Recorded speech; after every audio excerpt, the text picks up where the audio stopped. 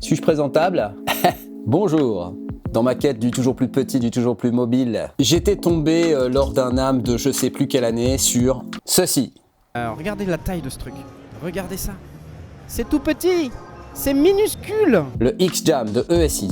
Et sachez qu'ils ont sorti il y a pas longtemps ceci. Le X-Key 37 USB. C'est un clavier ultra mobile connecté par USB-C avec aftertouch polyphonique, vélocité et puis des petits boutons là. Et il est ultra configurable. C'est un truc de ouf. Ça existe aussi en version 25 touches. Comme je suis très hypé par ces petits claviers et ce petit X-Jam, j'ai décidé d'en faire une vidéo. J'ai donc appelé ESI qui m'a proposé de sponsoriser cette vidéo. C'est magnifique, c'est fantastique, c'est génial. Merci ESI. Bon, comme d'habitude, si vous savez pas pourquoi je sponsorise des vidéos, je vous invite à aller vers ce lien. Ok ? Voilà, ça c'est fait. De quoi s'agit-il? Eh bien, c'est un tout petit clavier mignon, comme moi, grâce auquel on va pouvoir piloter ces instruments VST, mais aussi ces synthétiseurs externes. Oui, madame. Et vous allez me dire, ouais, un clavier en plastique, nul. Ouais, bah non, en fait, parce que c'est un clavier qui est ultra sensible à la vélocité, et surtout, comme je l'ai dit, il a l'aftertouch polyphonique. Et ça, les amis, ça calme. Oui, oui. La course des touches est vraiment petite, mais le toucher est pas désagréable du tout. C'est des touches un petit peu brillantes, là, comme vous pouvez voir. Et sur ce modèle X-Key 25 USB, bah vous avez une connexion USB-C. Alors bizarrement, vous le connaissez sans doute ce petit clavier X-Key, puisqu'en fait avant, il y a une marque qui s'appelle CME qui vendait ce petit clavier, c'est une marque chinoise. De ce que j'ai compris, dorénavant, c'est ESI qui vend ce produit, donc en Europe sous la marque allemande ESI, et en Amérique sous la marque qui s'appelle Artesia Pro. C'est pour ça que derrière il y a écrit Artesia Pro et ESI en même temps. Ouais, c'est un peu étrange, mais voilà, c'est comme ça. Donc X-Key 25 USB, et là j'ai avec moi le X-Key 37. Donc les deux sont sensibles à la vélocité et à l'aftertouch polyphonique. Sur la version 37 touches, en plus de la connectique USB que vous avez à droite, vous avez un connecteur ici sur lequel vous pouvez connecter ce petit câble breakout et qui va vous donner 3 câbles supplémentaires. Un pour connecter une pédale de sustain en jack, un autre pour connecter une pédale d'expression en jack et un MIDI out pour connecter des synthés externes. Oui, parce que vous allez pouvoir utiliser ce MIDI out comme un MIDI through en quelque sorte et rediriger tout ce qui vient de votre station de travail audio numérique vers des synthés externes. C'est que la version 37 USB qui a le connecteur ainsi que le breakout cable. Sur le 25, vous n'avez qu'un connecteur USB-C pour le brancher à l'ordinateur. Alors la question qu'on peut se poser, c'est est-ce qu'on peut vraiment jouer avec un clavier comme ça? Bah ouais, en fait.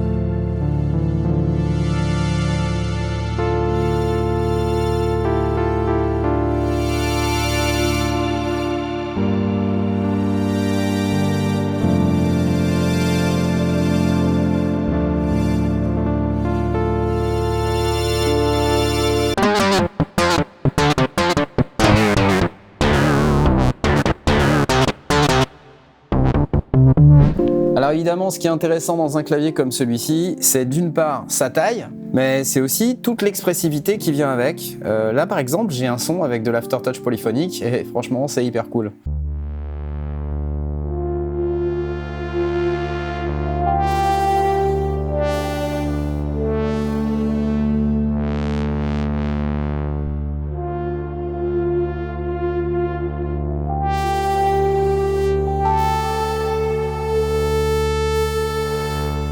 Et c'est ce qui me permet d'avoir une ouverture de filtre qui est différente sur chaque touche.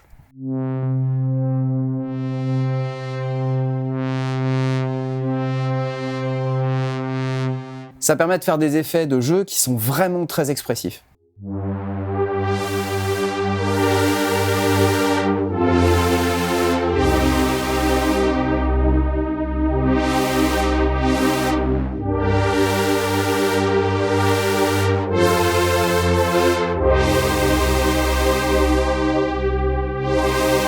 Je sais pas si vous remarquez, mais la sensibilité du clavier est vraiment exceptionnelle, quoi. Là, j'appuie tout doucement, plus fort, et je peux appliquer cette pression vraiment par touche, quoi.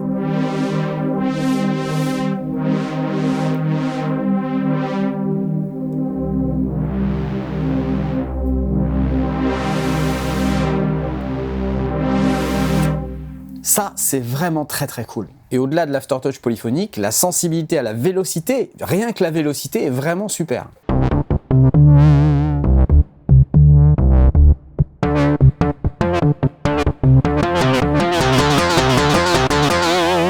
Ouais, c'est vraiment pas mal, ouais. Bon voilà, somme toute, c'est assez simple, mais en fait, réunir tout ça dans un tout petit clavier qui fait 37 touches, et ça existe aussi en 25 touches, il suffit de débrancher le clavier 37, de brancher le clavier 25, et voilà.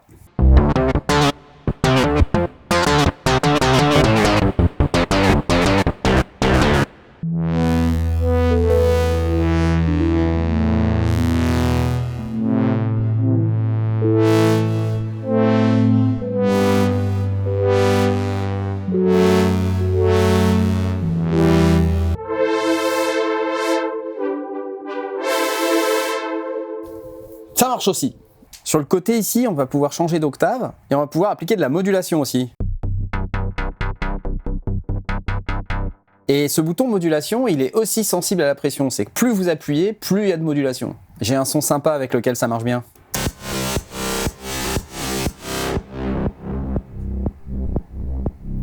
J'appuie à fond.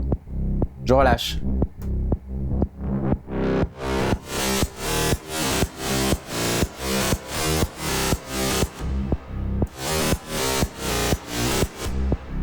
Sustain, c'est comme pour la pédale, mais avec le doigt, quoi. Voilà, c'est mon doigt de sustain. En fait, c'est même celui-là. C'est le doigt de sustain. Vous allez me dire, cool knarf, un clavier, ça pèse pas lourd, so what? Bah, en fait, ce qui est intéressant, c'est qu'il y a aussi une application qui vient avec. Et alors, quand on découvre ce que peut faire l'application, là, ça devient vraiment intéressant. J'espère que cette vidéo vous plaît. Si ça vous plaît, mettez-moi, s'il vous plaît, un like pour l'algorithme. Mettez-moi un petit commentaire, abonnez-vous, mettez la cloche, enfin, toutes ces conneries. On sait bien que ça marche plus tout ça, on sait bien. Même si c'est une vidéo sponsorisée, il faut pas que ça vous empêche de penser à soutenir la chaîne, j'ai vraiment besoin de ça. Vous trouverez ici tous les moyens pour soutenir la chaîne. Un des moyens les plus efficaces, c'est d'utiliser mes liens d'affiliation, ils sont dispo dans la description. Si vous voulez acheter ce matos ou n'importe quel autre matos, il y a un lien dans la description de la vidéo. Ok, ça c'est l'application qui s'appelle XKey Plus, je suis en version 3.51. Il y a plusieurs écrans qui sont dispo là-haut, là. Ok, Velocity Curves. Donc là, on va pouvoir modifier la courbe de vélocité des touches. Alors, soit avec une courbe linéaire, comme c'est le cas ici, ou sinon une on-off. Alors, ça transmet directement au XKey. Vous avez aussi des user curves, là. Et ça permet de complètement personnaliser la réponse à la vélocité sur les touches. Et vous avez la même chose sur la partie Aftertouch. C'est-à-dire que si vous voulez que l'Aftertouch arrive plus vite, bah vous pouvez prendre une user curve ici et on peut dessiner sa courbe comme ça. Voilà, allez hop. Oh, qu'elle est belle cette courbe. Et voilà, elle a été transmise automatiquement à mon XKey et donc maintenant c'est cette courbe là qui est active pour l'Aftertouch. Et donc concrètement, ça veut dire que mon Aftertouch va répondre plus vite quoi quand je vais appuyer. Plus la courbe va vers le haut, moins je suis obligé d'appuyer pour avoir de l'aftertouch. Et inversement, si la courbe était comme ça, bah, je serais obligé d'appuyer plus fort pour avoir plus d'aftertouch. Donc à vous de régler ce qui vous plaît en termes de réponse à l'aftertouch sur le clavier. Alors là, on arrive sur un écran, c'est carrément assez fou parce qu'on va pouvoir configurer chaque touche. C'est-à-dire que là, par exemple, si j'appuie sur cette touche-là, je vais pouvoir configurer que ce n'est pas une note, mais ça va être par exemple un control change. Je vais pouvoir évidemment définir le numéro de control change que je veux avoir sur cette note, avec les valeurs minimales, les valeurs maximales, la velocity curve spécifiquement pour cette touche. Je ne sais pas si vous vous rendez compte de ce que ça veut dire, c'est que par touche, on va pouvoir définir une courbe de vélocité bien spécifique avec des valeurs minimum et maximum pour cette courbe de vélocité. Enfin bref, c'est assez canon. On peut faire vraiment plein de trucs. Alors en haut, là, vous avez tous les paramètres globaux. Vous pouvez paramétrer soit le poly aftertouch, ici, poly key pressure, ou ce qu'on appelle le channel pressure. Donc là, je suis comme ça veut dire que le clavier n'est plus que en aftertouch monophonique. Ouais, je sais, c'est naze. Et après, vous pouvez définir quelle va être la première valeur d'aftertouch qui va se caler sur la vélocité de la première note appuyée ou sur le 0. Je vais rester en poly pressure avec note velocity et aftertouch follows user curve. les paramètres globaux MIDI, vous voyez, Enable Transpose, Pitch, Global Velocity Curve, enfin bref, c'est assez canon. Et là, pareil, on va pouvoir déterminer la sensibilité de chaque touche. Donc là, franchement, je veux dire, si vous voulez de la personnalisation, je crois qu'avec ce clavier, vous avez ce qu'il faut. Mais concrètement, ce que ça veut dire, c'est que non seulement ça va être un clavier assez cool pour pouvoir jouer un petit peu en mobilité, mais ça peut aussi devenir un contrôleur MIDI pour contrôler ce que vous voulez. C'est-à-dire que sur une partie du clavier, par exemple sur l'octave à droite, vous allez jouer des notes, sur l'octave à gauche, vous allez déclencher des trucs avec des MIDI CC. Et puis vous pouvez aussi paramétrer ces boutons-là, parce que même s'il y a écrit octave plus, octave moins, etc., vous pouvez complètement les personnaliser, vous n'êtes pas obligé de complètement suivre ce qui est écrit sur les boutons. Vous revenez là sur Key Assign, vous appuyez sur le bouton, et puis vous déterminez que c'est par exemple un programme change, pour changer de son, et vous déterminez le numéro de programme que vous souhaitez avec ce menu ici. Ok, et puis ensuite vous pouvez faire la même chose sur toutes les touches là. Vous pouvez tout configurer comme vous le souhaitez. Alors si vous êtes planté, vous faites Reset All to Default, et voilà, vous revenez aux valeurs d'usine, et c'est cool. Vous pouvez faire toutes vos manipulations, ok, soit vous le faites touche par touche, donc là par exemple je vais prendre un gain pour cette touche de 160%, un gain pour cette touche de 143%, je veux pour ces deux touches là mais pas celle-là, un gain de 164%, et vous voyez qu'en fait je vais avoir un clavier qui est complètement personnalisé en termes de vélocité et de sensibilité. Je peux aussi régler ce qu'ils appellent le noise floor, c'est-à-dire le moment à partir duquel on va considérer que tout ce qui est micro-appui c'est du bruit, et donc on ne veut pas le prendre en compte, donc on a ce petit slider là pour filtrer tous ces événements qui seraient indésirables, parce que le clavier en fait est hyper sensible. Mais tout ça pour dire que vraiment, vous pouvez personnaliser ce clavier jusque dans ses moindres détails. Ça en fait vraiment un outil super cool. Et ici, dans Timing, comme vous pouvez voir, ils disent Advanced Users Only, donc utilisateurs avancés, on va dire experts, quoi. Ne modifiez pas cela, sauf si vous savez vraiment ce que vous faites. Moi, je fais n'importe quoi, moi, j'ai même pas peur. Et puis, vous avez des infobulles, là, qui vous expliquent un petit peu à quoi correspond tout ça, donc c'est plutôt bien. Dans MISC, vous allez pouvoir voir ici qu'on a un MIDI Out Routing. Je vous rappelle que sur le X-Key 37 USB, vous avez le fameux Breakout Cable qui vous donne accès à la pédale d'expression, à la pédale de sustain et au MIDI Out. Et vous voyez ici, ce réglage, il nous permet de renvoyer les messages qui viennent du clavier directement sur le MIDI Out pour aller contrôler un synthé externe, par exemple, mais aussi les messages qui viennent de l'ordinateur. Donc c'est plutôt bien ça, parce que ça va permettre d'utiliser ça vraiment comme un clavier maître et d'utiliser cette sortie MIDI comme un MIDI through en quelque sorte. Donc vous allez jouer sur le clavier, ça va aller dans l'ordinateur, revenir, passer par votre séquenceur et puis repartir ensuite vers le MIDI out pour aller piloter un synthétiseur X ou Y. Attention par contre, cet écran il s'adresse uniquement au possesseur du X-Key 37 USB puisque comme je vous l'ai dit sur le X-Key 25 USB il n'y a pas de sortie MIDI out. Vous avez le manuel directement dans l'appli, ça c'est sympa, et puis un accès direct au site web ESI, voilà. Ok, tout ça c'est super cool, mais j'ai aussi ce petit machin là à vous montrer. Ça c'est vraiment un truc qui a piqué ma curiosité depuis le NAMM 2022 et j'ai enfin la chance de l'avoir. Alors c'est parti, je vais le brancher. Alors ça c'est assez simple, hein, c'est un petit contrôleur 4 pads par 4 pads avec 6 petits encodeurs et puis des boutons qui vont servir à diverses choses. Je vais vous montrer ça. Mais avant de vous montrer ça, je peux vous montrer aussi l'arrière puisque là on va avoir l'USB-C mais aussi un MIDI out et une entrée foot switch. Le MIDI out c'est du MIDI TRS en mini jack de type A et le foot switch j'imagine que c'est juste un mini jack TS pour pouvoir faire on-off sur une pédale interrupteur classique. Genre pédale sustain ça doit le faire, il faut juste un adaptateur jack vers mini jack. Ah oui, un truc aussi, c'est qu'en dessous, regardez, il y a un adaptateur pour visser le X-Jam sur un pied. Donc on doit pouvoir le fixer comme ça sur un pied et du coup c'est hyper pratique pour jouer quoi. Ok, c'est parti, hop, je le branche. Alors un truc, c'est qu'il faut se rendre compte à quel point ce X-Jam est vraiment minuscule. Regardez, ça c'est ma main. Et ma main qui est pourtant assez petite, j'arrive à dépasser le X-Jam. Donc c'est vraiment minuscule de chez minuscule. Regardez, j'ai un stylo Bic ici, vous pouvez voir. Tout le monde connaît la taille d'un stylo Bic. Vous voyez, c'est vraiment petit. Pour moi, ça présente deux avantages. Le premier, c'est que du coup, ça va être hyper léger. Et deuxièmement, ça va être hyper transportable. Donc, on va pouvoir le jeter dans son sac à dos et puis envisager d'utiliser ça pour jouer en live, par exemple, lors d'un concert. Alors, ça marche exactement comme vous pensez que ça marche. Hein, c'est-à-dire que vous le branchez, vous mettez un drum kit derrière et puis...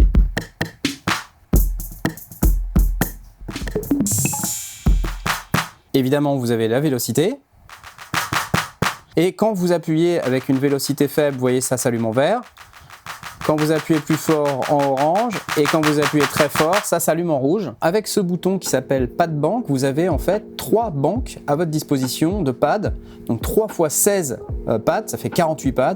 Vous avez une banque verte, une banque jaune et une banque rouge. Vous pouvez déterminer quelles vont être les actions qui vont être réalisées par les pads. Ici, c'est les mêmes pour les 3 banques. Mais vous allez voir que comme pour le X-Key, on va pouvoir configurer son X-Jam pour que chaque pad fasse vraiment quelque chose de différent. Donc c'est vraiment top. On a aussi la même chose avec la control bank ici. Vous avez 3 banques, une banque verte, une banque jaune et une banque rouge. Et ça va concerner les 6 petits boutons qui sont ici, les encodeurs. Alors c'est des encodeurs infinis. Ils sont pas crantés, donc c'est plutôt agréable au toucher. Alors moi par exemple j'ai associé les verts qui sont ici à la reverb de mon kit, ce qui va me permettre d'ajouter de la reverb ou du delay sur ce bouton.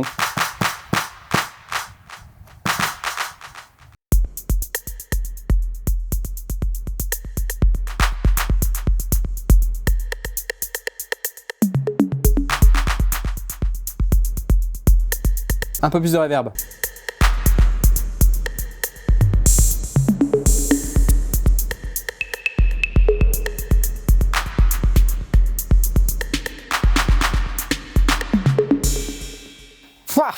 Parmi les fonctions sympas de ce petit X-Jam, il y a la fonction Repeat qui est là. Alors là, en fait, quand on va utiliser Repeat, on va pouvoir répéter ici. Alors moi, je suis réglé à la double croche.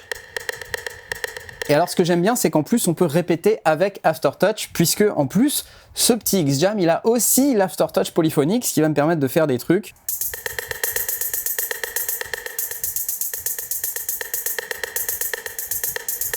Vous voyez, je peux appliquer une pression différente sur 2 pads et avoir des résultats différents en fonction de ce que je répète ici. Là c'était le rimshot avec le hi-hat.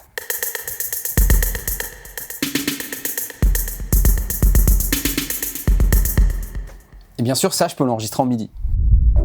Sur le X-Jam, on peut tout configurer comme on veut, hein, avec les boutons Edit, Type. On peut aller faire du setup ici en allant choisir les différents menus qui sont écrits en surbrillance là en dessous. Mais on va pas se mentir, c'est pas non plus hyper pratique. Non, le mieux, c'est d'utiliser l'application qui va avec, un peu comme sur le X-Key. Vous lancez l'application X-Jam Editor. Donc là, pareil, vous pouvez mettre à jour le firmware, sauver votre configuration, activer le MIDI through si vous avez le petit TRS type A qui est connecté sur le connecteur en question. Et là, vous avez la configuration pour chaque pad. Ouais, chaque pad, donc vous pouvez aller sélectionner quel pad va faire quoi. Alors soit c'est une note, soit c'est un MIDI CC, un program change ou un MMC pour MIDI machine control. Vous pouvez décider s'il y a du channel ou du poly aftertouch. Vous pouvez faire un note toggle si vous voulez. Donc passer d'un état à l'autre comme ça. Vous voyez, là je suis en mode toggle. Truc un tout petit peu dommage, c'est que j'aurais aimé qu'on puisse faire du note toggle par pad. Malheureusement, on peut pas. Alors là pareil, vous pouvez déterminer que vont faire chaque encodeur. Donc ici vous voyez que c'est du MIDI CC et on peut aller chercher le type de MIDI CC qu'on veut, donc ça c'est cool. Si j'appuie là, je vais changer de MIDI CC évidemment, puisque là j'étais sur la control bank verte. Là maintenant je suis sur la jaune et du coup ce premier encodeur, il fait du canal 2 sur du MIDI CC numéro 16. Sur la banque rouge, il fait encore un truc différent, du CC22 sur le canal 3.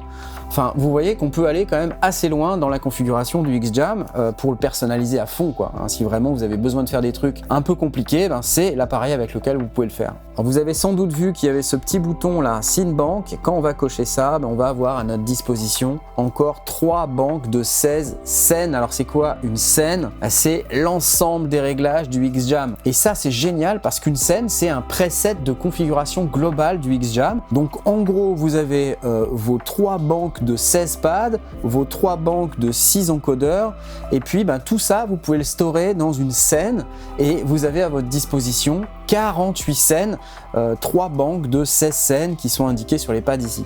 Donc là quand je suis sur la scène banque verte, j'ai ici les 16 premières scènes. Quand je passe sur la scène banque jaune, je vais avoir les scènes 17 à 32. Évidemment, quand je vais passer sur la scène banque rouge, j'ai les scènes 33 à 48. Imaginons que je veuille par exemple aller sur la scène banque verte. Je vais prendre la scène 1 et puis je vais mettre en note toggle. Je vais faire Save to X-Jam et maintenant je vais prendre la scène 2 et puis vous voyez, je vais rester en pas note toggle avec l'aftertouch polyphonique ici. Et puis je vais faire Save to X-Jam. Donc là par exemple, si je veux choisir une scène, il faut que j'appuie là sur scène banque. Voilà, donc j'ai deux boutons, un bouton recall et un bouton set, donc je vais faire recall. Puis là, vous voyez que je suis sur la scène 2, donc je vais choisir la scène 1, et je vous rappelle que sur la scène 1, je suis en mode toggle. Donc là, voilà, je suis en mode toggle, j'allume des pads, et puis si je veux les éteindre, bah, faut que je rappuie dessus, quoi. Et maintenant, je vais aller sur la scène 2, je vais faire recall, scène 2, voilà, et maintenant sur la scène 2, bah, je suis en mode normal. Comme vous pouvez voir, ça a changé, donc je suis plus en mode toggle. Et puis je peux avoir un jeu de réglage entièrement personnalisé, entièrement différent de ce que j'avais sur la scène 1. Tout ça en appuyant deux boutons. Vous voyez, scène 1, ça y est, je suis revenu. Et maintenant, je suis en mode toggle. C'est cool. Alors si vous êtes courageuse ou courageux, vous pouvez faire ces configs-là directement sur le XJam. En appuyant sur Setup ici, vous avez des témoins lumineux qui vous indiquent ce que vous allez pouvoir faire. À chaque fois que vous êtes sur le Setup, vous avez des petites sérigraphies en inversé là, qui vous disent à quoi correspondent quoi. Donc là par exemple, si je veux repasser du mode toggle au mode normal, j'appuie là-dessus, je fais Setup Toggle. Voilà, il est en rouge, ça veut dire qu'il est éteint. Et donc maintenant, si je pars de là, vous voyez que ça marche pas du tout. Toggle, il est en vert, voilà, c'est inversé quoi. Alors là je vais me faire un petit setup, je vais aller charger le XJam Editor parce que c'est quand même plus pratique à faire comme ça avec le XJam Editor. Alors sur la scène 1, je vais plutôt envoyer des MIDI CC, ok. Là pareil, je vais envoyer un MIDI CC, là aussi pareil, un MIDI CC, et là pareil, CC0, CC1, CC2, ok. Et sur la scène 2, bah, je vais laisser comme ça, et puis grâce à ça, je vais pouvoir piloter ma boîte à rythme. Alors, je vous ai pas montré, mais il y a aussi plein d'autres réglages pour le XJam, comme sur le XKey, vous avez tout ce qui est seuil de déclenchement, pad headroom, aftertouch threshold, etc. Tout est réglable, c'est vraiment hyper complet, que ce soit en termes de vélocité, d'aftertouch. Vous avez les courbes, ça a l'air encore plus complet que sur le XKey, vous voyez là par exemple. Il me fait un Velocity Monitor, donc là vous voyez je peux descendre très bas, c'est chouette. J'ai plusieurs courbes dynamiques et évidemment je peux les gérer moi-même si j'ai envie. Bon, moi j'ai pas envie de faire ça, je vais faire un petit reset. Ensuite, je peux configurer le repeat ici, je peux le mettre à on, je peux faire en sorte qu'il soit sur une horloge interne ou externe, je peux le mettre en mode temporaire ou en mode statique, c'est-à-dire qu'en fait en mode statique, lorsque vous allez appuyer sur repeat, le repeat va rester appuyé et puis derrière ça va être... Alors que si vous êtes en mode temporaire, bah, il va falloir laisser appuyer pour pouvoir faire du repeat. Vous pouvez aussi avoir du swing là-dedans. Je peux mettre du swing dans mon repeat, j'aime bien. Et puis là, vous pouvez régler le gate si vous voulez envoyer des notes, puisque évidemment ça envoie des notes aussi, et le tempo associé si vous êtes en clock interne. Évidemment, si vous êtes en clock externe, ça va être la clock externe qui va prendre le pas. Et puis pareil, ici vous avez le lien vers la documentation, ça c'est plutôt très pratique. Et là, un petit MIDI monitor qui est vraiment aussi très pratique pour voir ce qui se passe sur votre XJam. Ok, j'ai fait ma config, maintenant je vais voir comment ça joue avec Ableton. Je vais passer mon mode de déclenchement de clip en mode toggle, voilà. Je sais ce que vous allez me dire. Maintenant, j'ai plus qu'à associer ça, et ça, et ça. Et donc maintenant, théoriquement, je peux lancer mes scènes comme ça. Cool. Ça, c'est chouette. Kick.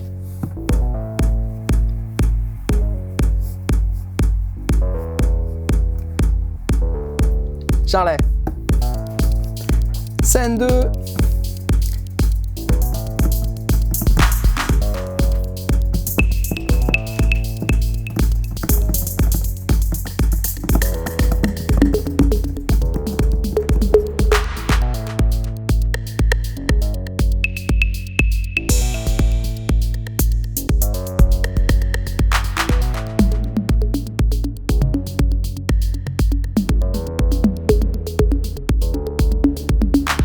Avec ces produits, on peut aussi faire de la musique sur mobile.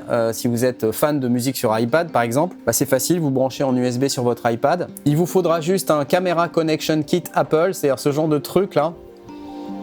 Ah, ça vaut dans les 20-30 balles. Ça permet de connecter des cartes son, des contrôleurs MIDI sur votre iPad, donc bref. C'est bien d'en avoir un si vous avez un iPad, c'est hyper pratique. Moi, je fais pas de musique sur iPad, donc ouais, non. Mais j'ai quand même le truc. Pourquoi? Je sais pas. Je l'ai. Alors qui va vouloir acheter ces claviers et ce petit X-Jam, vous allez me demander. Si vous êtes en recherche d'un contrôleur avec aftertouch polyphonique qui prend vraiment pas de place, franchement ça le fait grave quoi. Regardez, c'est tout petit, c'est tout fin. En plus, c'est totalement configurable, ça peut devenir plein d'autres choses qu'un simple clavier. Pareil pour le X-Jam, ça fait un tas de trucs, c'est vraiment top. Je suis vraiment content d'avoir reçu ces produits, d'avoir pu faire cette vidéo. Je sens que je vais m'éclater avec ça. Est-ce qu'il y a des trucs qui fâchent sur ces produits? Honnêtement, pas beaucoup sur les claviers, mis à part le fait que c'est vrai que j'aurais bien aimé qu'il y ait le MIDI out sur la version 25. Bon, on peut pas tout avoir. Globalement, franchement, ça marche très très bien, il n'y a rien à dire de particulier. Ça fait exactement ce que ça dit que ça devrait faire. Donc ok quoi.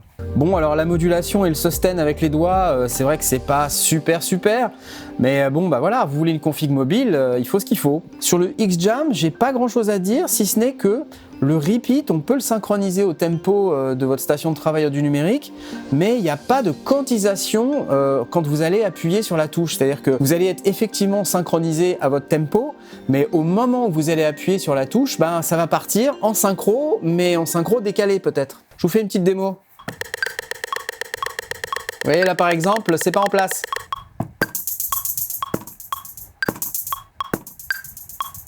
Donc il va falloir être extrêmement précis ou utiliser des petits artifices comme ce que je fais moi avec un petit device Max for Live qui s'appelle MIDI Quantize qui me permet de jouer les notes exactement dans les temps. Si vous utilisez Ableton Live Suite, je vous recommande vraiment ce petit device parce que au moins vous êtes sûr de jouer les notes dans les temps.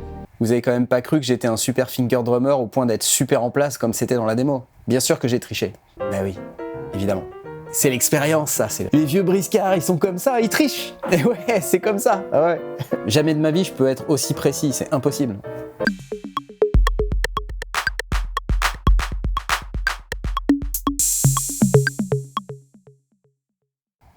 Tout ça, c'est du flan.